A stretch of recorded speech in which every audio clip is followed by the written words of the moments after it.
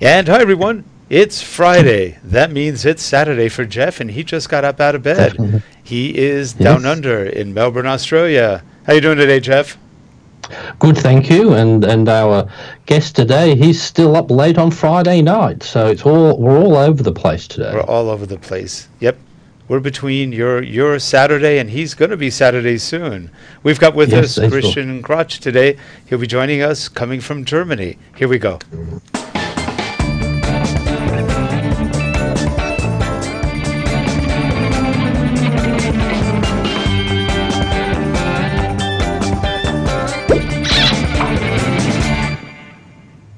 And we are back. How you doing today, Christian?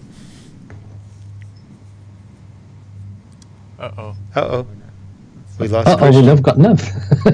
That sound, we did have a little issue when we started with a bit of a sound gate issue, cutting back some noise, and we've done very well now. We've just cut everything back from Christian now. There you go, Christian. Can you hear us? Yeah, yes, now we can you can hear me now, right? So we hear. How are you today, Christian? I'm doing fine, but it's pretty hot here in Germany. Yeah. Is it pretty hot at night too? Yeah, in the night it's a little bit colder, but it's still very hot. That's no fun.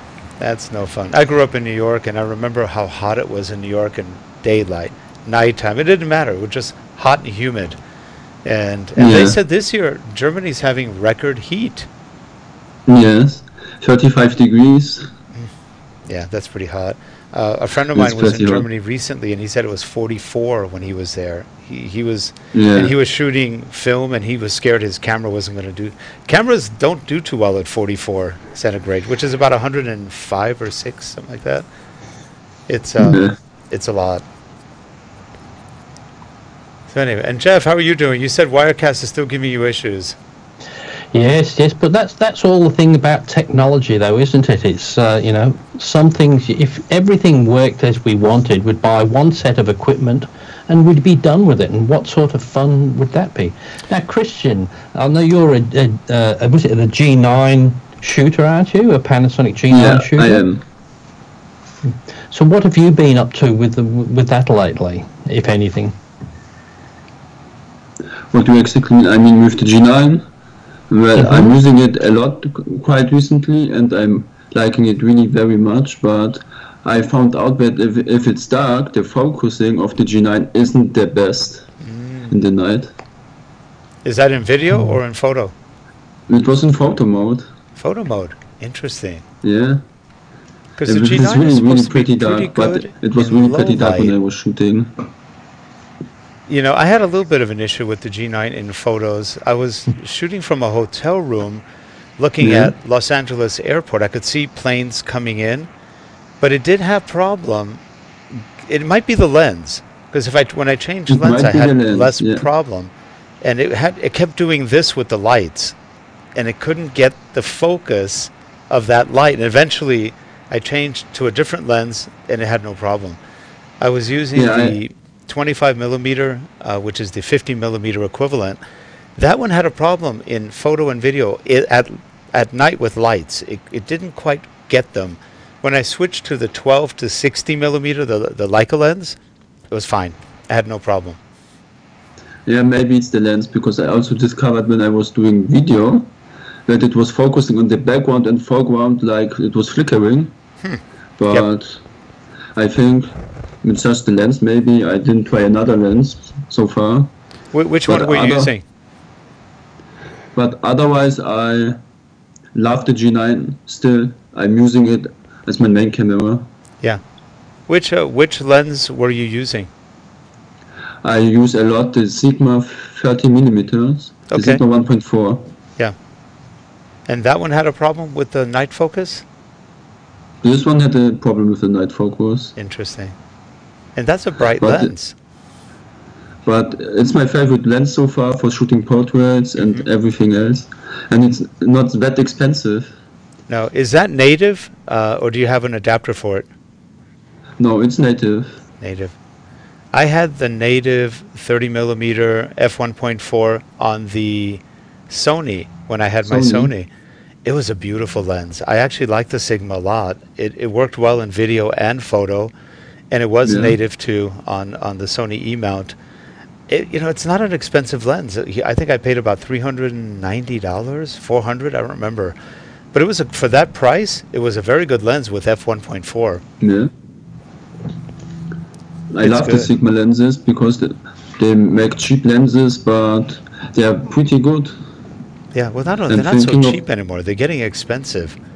I know Jeff almost got a GH5 last weekend. GH5? Almost. But I'm still tossing up because everybody keeps saying the G9 would be probably better, so I'm leaning towards a G9. I think the G9, the GH5 is a little better on ergonomics, a little, not a lot, a little better. The G9 is better at photos, and the video looks really good on a G9. And the stabilization on the G9, I think, is a little better than the GH5, but not by much. I like the GH5 a lot too. When I shoot with it, I'm really happy. They're very similar, except the G9 has a little bit better focus. Yeah, I love the stabilization of the G9. It's really amazing also when you are doing photos. It's also really useful when you're doing photos. Now, have you tried the high quality mode for the photos where you get about 85 megapixel photos? I have tried it, and it's really amazing. But the problem is, if you're shooting portraits, you can't use flash with the high quality mode. Yeah, that makes sense. Yeah. I was hoping that it can use the flash for each photo it's creating, but it's not like that. But I used it for some portraits, and it turned out really amazing. That's great. A lot of people say that really the Micro Four Thirds cameras with flash, they have some issues. I would agree. I have an interesting problem that happens with flash, and it's really, if I do a selfie with flash on like the GH5 or the G9, something weird happens with my eyes. I have lens implants from cataract surgery when I was younger, and when I take a shot, at first, this is when, even with the GH4, I would take a shot, and I would see like a gray-green circle in my eye, and I was going, what is that? Why is it doing this? It's the only camera that does that, or cameras that do that. And I couldn't figure, and it didn't do it all the time, and I'm trying to figure out what the heck is causing that round circle, and not in both eyes all the time, mostly in one eye. And one day I realized, that's my implant, the intraocular implant from the surgery. It's seeing it through the cornea. That was really weird. That's interesting. And I have hazel eyes, so I have brown-gray eyes, but as I've been getting older, they're greener. And I noticed a couple of times when we were shooting with green screen, my eye was transparent. and it's like, oh great, it was just slightly transparent. You could see through my eyes into the background. That's a little, that was disconcerting. But I'm actually using the G9 quite a lot with flash when I'm shooting, and I didn't have any issue yet. Okay, Jeff. I was just going to say, so with the G9, it's quite similar to the GH5 in body shape, or is it identical body, or no, slightly different shape? Similar, smaller or larger? A little smaller on the G9. A G9 with a battery grip is still a little bit smaller than the GH5. Not a lot smaller, but a little smaller. One of the things that's pushing me to the GH5, I can see you can get a battery grip for the GH5 for $61, where not $400 for the Panasonic one. Oh, yes. That's true. I'm actually waiting for some third-party battery grips for the G9, but they didn't come out yet. Oh, not yet?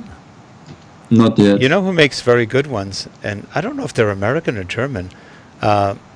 Mieke, M-I-E-K-E. They make good battery grips. I had one for Sony. I had one for Canon.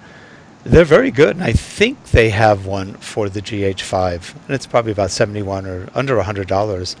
Yeah, but sadly not for the G9. Not for the G9 that I know of. No. So, Have you noticed that? Have you noticed with all the memory cards now, they've got a new rating on the memory cards, the V setting on the V30, the V60, V90 now. So that's just another thing we've got to deal with. what does the V90 do? Is it the read speed? It's a you know how they have all the different ones with the 90 megabits per Yes. second or whatever well, this is different now, so it's supposed to make it easier, I think. So the V90 is like it would be the one you would have to use for the GH5 in the what's their high one, the 10-bit 400, is it? Right. The 10-bit 400, and that's the only one that you'd need or V60, I think it is the minimum you need. But it's just getting a bit confusing because unless you're filming in that high quality, you definitely don't need it. But then you'd have to get it really, because if you've got a camera that could do that, you might want to do that. Yep. But you know, I've shot with the GH5 and the G9 using the high standard chip. They're about $250 for these chips, and they're really expensive. You don't need them. You could shoot the same with a SanDisk Extreme Pro that does 95 on the read and close to that on the write, and that's fine. That works really fine. They cost $120. But even then, it's just you just don't get the Panasonic, because I've noticed even in those high-end ones, the Panasonic ones, about $290, but the other company ones, they're still expensive, but they're $189, so Right. they're $100 cheaper. Yeah, so, Panasonic's expensive on their media, very expensive.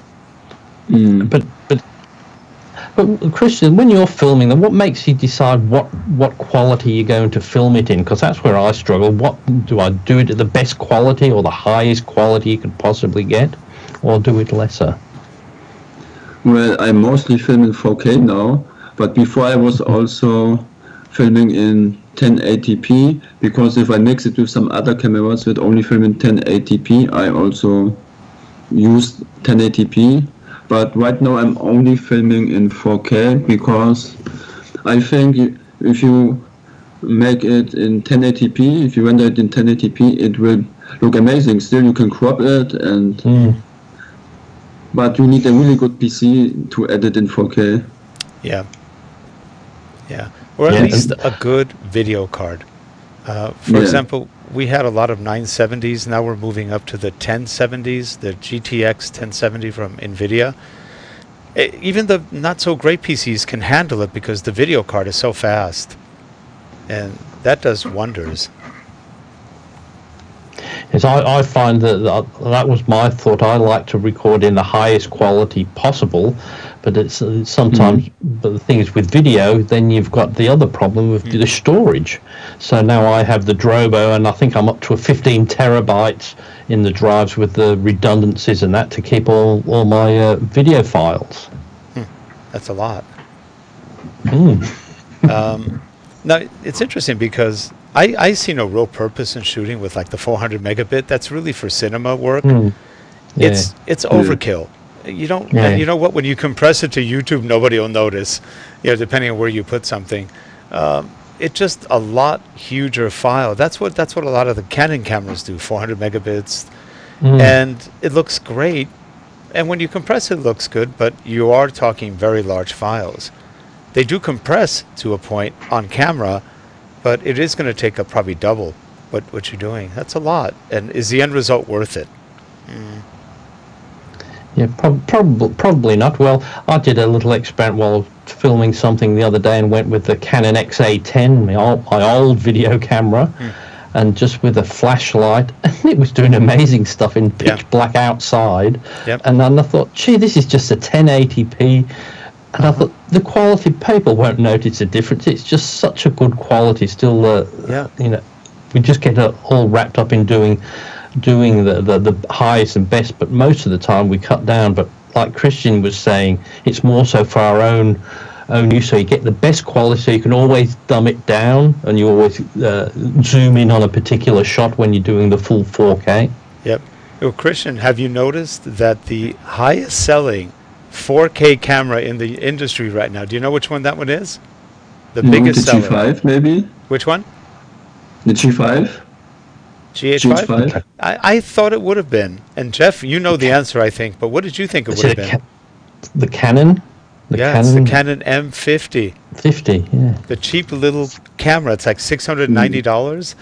And that is the biggest 4K camera selling right now in the whole industry. And the funny thing is, it doesn't use dual autopixel or dual pixel autofocus in 4K mode, only in 1080p. So you get the 4K camera, but you can't use it correctly. They won't let you. So it's really funny. But that camera is selling like crazy. Why? Because it has an articulating screen, very angle, and so everybody wants that. And so it's become the top blogging camera over the last like 3-4 months. Yes, but not only that, Rick. It's not only that. It's the Canon marketing tool. When you have something, when they've got 20,000 units they've sold and pushed out there, it's everywhere. So they're going to be like, if you want a GH5, you won't find 20,000 of them out there already, or even like look at the Sony A7 III. It's scarce as hen's teeth, but it would sell even more if you could get them. But that's the thing with that, they've got all these the push, so everybody will sell them, even if it's not maybe the best thing for everybody. But it still is a darn good camera, I think, probably for that price. They said it takes good pictures and it does great 1080p. 4K was just to make people buy it. Well, that's it, because when you see other ones where you get a 5-minute file of 4K, well, that's next. You might not, even if you might not do more than 5 minutes in the scenes, it's just when you're restricted to that. As soon as you're restricted to that, you want to film for 7 minutes, I know. don't you? And that's the same thing. I don't care about the G9 for the 29 and 59 second time limit, but I know the moment I get it, I'll want to record for 35 minutes straight. Now, Christian, have you noticed any issues with the time limitation on video in the G9, or does it not bother you? It doesn't bother me. That's why I bought it, because I thought in 4K 60p I would need to film longer, but I only film some small scenes and cut them together, so it's not a really big problem. And if I need more than like 5 minutes or 10 minutes, then I film in 24p, because the short scenes, I don't need 60p in like for 30 minutes. So when you shoot in 24p, it doesn't give you more than 30 minutes, though, does it?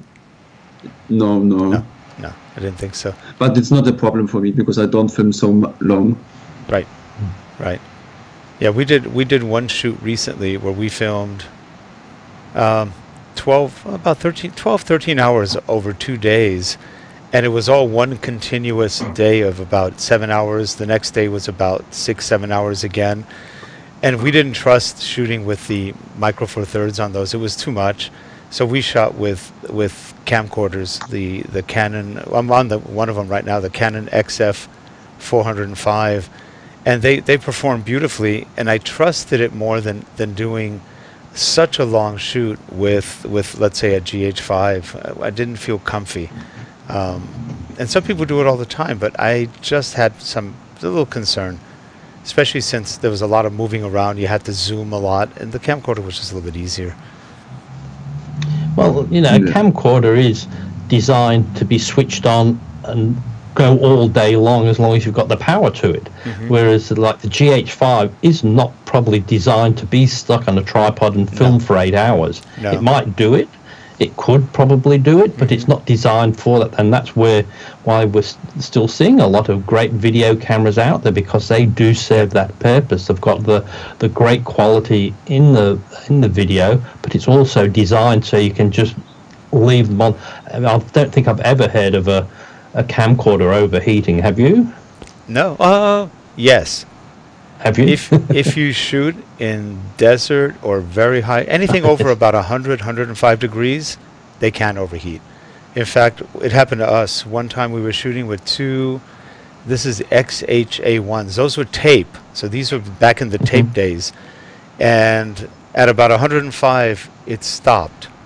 It gave a warning and just stopped. We had to put cold towels on it, wet towels, a little bit cold, to cool it off so we could finish one scene, and then we went indoors. We had no choice. This was filming in Palm Springs in near summer. It was 115 degrees by the end of the day, and the camera couldn't do past 105. That's about 44, 48 degrees centigrade. That's a lot of heat, and it couldn't do it. It couldn't do it. I don't even know if the cinema cameras today, like the C100, 200, 300, they have fans, but I don't know how well they could handle it. That's a lot of heat, especially in 4K today. Well, if Canon wants to send me the C300, I'll test that out in our when it comes summer, because we have quite often 130. Like the other year, we had 113 for 2 weeks solid. That's in the day's temperature. So I'd love to have one and take that out and to have a play with it. If you're listening right now, Jeff Blanchard, he's a very good friend of mine. Can you send him a C100 just to test? He really prefers a C300. 300, but he's not greedy. He'll take a 1, and he just wants to test it in the heat to make sure nothing goes wrong. What do you think? Right, what do you think, Jeff? Yeah, I think that would be a good idea for that. So. And he likes Canon. I like Canon too. We all like Canon. So, yeah, go for it, Canon. You'll make friends down under. The thing is, Rick, as well, like I love the form factor of the video cameras, and they're really great. But the thing is, with something like a G9 or a GH5, you can get more filming done, because a lot of people see you with a proper camcorder and they won't let you film. But they're quite happy for you to snap pictures with your G9 or your GH5 and film something with that. But you look too professional with one of those good cameras, the video cameras, and you just tend to, you get more out of it with those smaller form factors, I find. Now, Christian, you do a lot of, I think you said you do a lot of music videos, you do events. Have you done a lot of street photography? And so on. Have you done a lot of street photography? Street photography, you mean? Yeah. Well, I didn't do a lot of street photography so far, but when I was in Tokyo, I did some street photography, but not that much. I'm more into shooting concerts, portraits, and stuff like that. But I really want to do more street photography when I'm going on vacation or something like that. Yes. Yeah, because it's really interesting when I see a lot of good street photographers, and I always want to do it myself. It looks fun. It's a lot of fun. Yeah. I know nowadays we have to be very careful, because if you shoot the wrong thing, immediately police can stop you. I know we have that issue here. I was in Beverly Hills one time shooting, and a policeman said, "What are you shooting?" The car, that Corvette that's right in front of me. And they went, "Oh, okay." And I was thinking, hey, I can shoot whatever I want. You can't tell me what to shoot. But they have all these rules that, now they can harass you if they think you're doing something you shouldn't be doing. And it's a little ridiculous, but it's just control. I find the problem shooting in LA is when you're taking a picture of somebody in a car, somebody thinks you're pointing a gun at them. I know. So it becomes a bit of a problem, and if they've got a gun, you can be in trouble. Yeah, that's true. Especially if you've got one of those cameras with the mic on the top of it, if you're doing that. But I've always feeling a bit funny when you're pointing your camera, even anywhere, and like some of these ones on the DJI Ronin S, like holding up, that just could look like a gun that you've got in your hand with something. I was holding the other day when I was in Stamford, Connecticut. I was holding the Rode NTG4 shotgun, and I'm holding it in my hand like this, and it really looks like a gun. And I was like going, and then I realized that people were looking at me, and I went, just put it away, because I was getting some looks. I was just setting up some stuff, and they were going, does he have a gun? What's he doing with that thing? It looked like a silencer and a gun. It's like, no, just a microphone. Well, I've told you this story when I think I have. I'm going through TSA, the airport security, and this is in Los Angeles. I think I was heading towards New York, and I had audio gear in my carry-on, and one of them was a Shure X2U, XLR to USB port. It's a small preamplifier. Yeah. So I have it in there, and the girl, this girl or whatever she was, she's like, and she kept stopping my bag. My bag went through 4 times, and then the 4th time she goes, and so I go over to her and I go, yes, what's this? That's an audio microphone converter. I said, you know, you connect one cable to an. I said, it's a sex device, and she goes, And my wife's there. My wife goes, what did you tell her? I told her it was a sex device. She goes, you told them what? I said, it worked. She let me go. Here it is. Here's what an X2U device looks like. Yeah, that's it. Yeah, sex device. Yeah, it definitely looks like that, doesn't it? It's just it does. She was convinced. And she finally, after 4 times, let me go. It's funny. Yeah, they stop you for the weirdest things. If they don't understand what it is, they'll stop you. What is this? It's just a microphone. And the expressions. I used to have German Shepherds, and they'd kind of go, same expression. It's like, oh well. It's fun. But I find, though, the things when a lot of the things I'd love to film are the areas that they don't like you to film. Like, you can get some really good shot in train stations, but if you've got a proper camera, they tell you off. But they don't seem to mind you holding up an iPhone and taking a 20-minute video. No. Nobody, but if I've got a proper camera, you can't film. I'd love to film, like, down the escalators, the train. You can do some good filming, but hey, I don't know what they think you're going to do with the footage. I have an idea, Jeff. Get a proper camera. But put one of those hot shoe mounts with the iPhone on top. Yes. They'll think you're shooting with the iPhone. You're shooting with the camera. No, I don't think that will fool. They'll just bang both of them. They'll say you can't do it with either of them. So. Okay. So what is that? That's my iPhone holder. How much did that cost? $3,000. But that's the iPhone was a lot cheaper. Now, Christian, do you use any the handheld gimbals and that, or for stabilization, or just normal handheld? No, I use also many times a handheld gimbal, but a manual one, not the electronic ones, and it works pretty well. But in the beginning, it was pretty hard to shoot with the gimbal because it wasn't balanced right, and that is a very important thing. So we can balance it right. But you're right. You can get a $50 gimbal that's handheld, not electronic. Some of them are really good. Yeah, really, really good. Yeah. And especially if you combine it with the stabilization of the G9, it's really amazing. I know. Actually, Jeff, if you get a GH5 or a G9, you will be amazed. You don't need that Ronin. The G9, I mean, they are so clean. Half the time, I think I'm on a not tripod, but a stabilizer, gimbal on it. It is so perfect.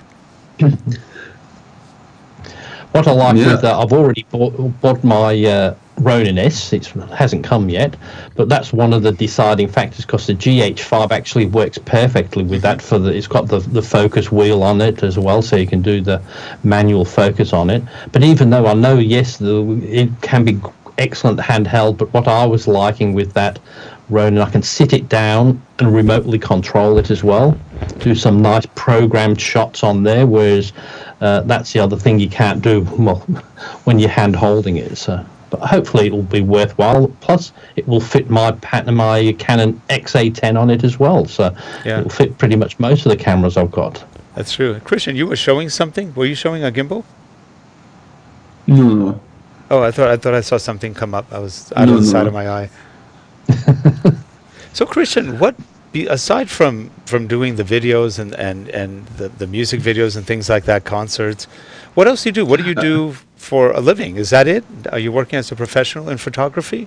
No, I'm only working on the side, but I'm doing informatics as a profession. But I want to do photography as a profession someday on my own, not to work for someone else. And I'm trying to build my own brand, to get myself known out there. at concerts, at doing portrait shootings and something, and video shootings. And That's great. Well, you know, Christian, when you make it big, remember, you got to start here. I will start here. What do we have? 10 viewers? I don't know. Actually, we have more than it looks like. But, you know, YouTube never tells us exactly what we have, but we hear from other people that we have thousands. So I know we're doing okay. Our videos on LinkedIn, we usually get anywhere from 1 to 5,000 videos. And YouTube shows 50. So they don't give us any good analytics. So you work in information technology? Yeah. That's pretty good. IT guy? Information guy? Yes, yes. You do? Well, you know, it's funny. That's what we were. Geoff works in IT. I've worked in IT also for many, many, many years. And that many was photographers work in IT. It's so funny. Those are our careers. I've been in IT technically almost 40 years, directly and indirectly. And Geoff's been in IT, I don't know, what, 20 years already? You've been a long time in IT. Yeah. Yeah, that's funny. And you know, it's funny. All the IT guys we know, they all love photography and video and audio. It's like second careers for all of us. It's interesting. Yeah, because in the company I'm working in, there are also 3-4 people who like photography. It's really funny. That's really good. That's fun. You know, it's a creative, I think in IT, it can be creative, especially if you're doing programming or anything like that. But there's a different creativity with video, with cameras, with audio. I started more with audio, with microphones and everything. And then I quickly went to cameras and quickly switched to video. And for about 25 years, we've been doing a lot of camera video work. And we love it. It's fun. It's just a lot of fun. And it's fun. Geoff does it for work sometimes. He's done a lot of videos, documentaries for work, or process videos, training videos, and I think that's when you get to use your gear quite a bit, right, Geoff? And I think also as well with when you're in sort of the IT industry or working with computers all day long, the last thing you want to do is come and play around on the computer and surf the internet. So photography is a good combination because editing your photos, putting videos together is still on the computer, but totally different to what you do on a day-to-day in the office. So it's because it's something I still like to do, but I like to think I'm doing something different than work. So it is quite a good release. Yeah, it's true. Well, guess what? We are at the end of our time. We've been on for about 33 minutes. We're trying to be disciplined. Christian, we appreciate you coming back on again. Anything you want to finish up with? Any kind of statement or questions? It was great again to be here, and I will always come again. Oh, good. We appreciate that. It was a great time. Yeah, great. We appreciate you coming on. And next time we look forward to having you show more stuff. Show some of the new stuff you've been doing. That's always good to see. And Geoff, is it this weekend? Will you get a new machine or new photo? I'm just scared to death. Whatever I get, if I get a G9, the G10 will come out. If I get a GH5, the GH6 will come out with dual pixel autofocus, half the price and does twice as much. So I'm just... It will always be the same case. Now, there is a new... you won't want this. You're like me. There's a GX9 that just came out like a couple of weeks ago. The GX9 is a smaller version of a G9, but it does video, it does everything. And it looks pretty nice. It's compatible with all the lenses. It's just a little more limited is what it can do. And that's like, I don't know what that costs, maybe $1,000? Not sure, 900? I don't remember the price, but it looks nice. And you could also buy that FZ 2500, but the problem that by the time you get it, there may be a new one. So on that one. What was that you're going to say, Christian? We cut you off. Well, I was thinking when I was buying the G9, I was also thinking maybe the GH6 will come out or something like that, but I still bought it and I'm happy. Yeah. I don't think we'll see a GH6 for at least another year. No. I don't think. I think I'll be pretty safe. But the thing is, I like it that much. Want either the GH5 or the G9. That I'll just once I'll get it, stop looking. But then if it does the job for me, that and also the new one will come out. If it came out tomorrow, it would still be 6 to 8 months before I could get it, and it would probably be $1,000 dearer than the current one anyway. So, but you know what I really want? A good thing. I'm really hoping for a Canon full-frame mirrorless. I have to admit, I would get that. Unless they really do something like the 80D in a mirrorless, but just like with that same form factor as the 80D, with all the advanced things, but in a mirrorless. Because that would be ideal. That would sell. I would buy one of them because that's sort of. Yeah, but I want that full frame. I want a full frame mirrorless. Yeah, I will hope that Panasonic will release one day a full frame mirrorless.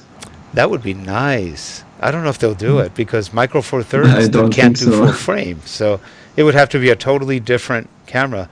They could. They have the technology. Yeah.